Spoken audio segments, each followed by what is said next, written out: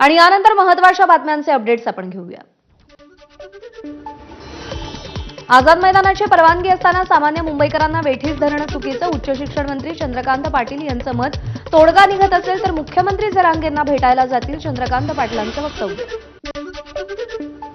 शरद पवार 4 वेळा मुख्यमंत्री होते, त्यावेळी त्यांनी तमिळनाडूप्रमाणे का आरक्षण दिलं नाही, चंद्रकांत पाटलांचा सवाल। तमिळनाडूचं आरक्षण अजूनही सर्वोच्च न्यायालयात असून ते सर्वोच्च न्यायालयात टिकणार नाही, पाटलांचं वक्तव्य। मराठ्यांना ओबीसीतून आरक्षण मिळणं अशक्य, चंद्रकांत पाटलांचं वक्तव्य। वेळ मारून न्यायला मागण्या मान्य केल्या तर त्या कायदेशीरदृष्ट्या टिकणार नाहीत, पाटलांची माहिती। जरांगेंच्या आंदोलनाचा उपयोग काही जण राजकारणासाठी करतायत, उदय सामंतांचा विरोधकांवर हल्लाबोल। जरांगेंना आपलं वाटणाऱ्यांनी आरक्षण दिलं का, सामंतांचा सवाल। मराठ्यांना ओबीसीतून आरक्षण द्यावं की नाही हे शरद पवारांनी सांगावं, उदय सामंतांचं वक्तव्य। तर जरांगेंची सहानुभूती मिळवण्याचा अनेकांचा प्रयत्न, सामंतांची टीका।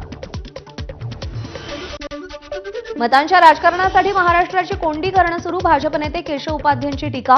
तर सरकार जरांगेंशी सकारात्मक भावनेनं संवाद साधतंय, उपाध्यांची माहिती।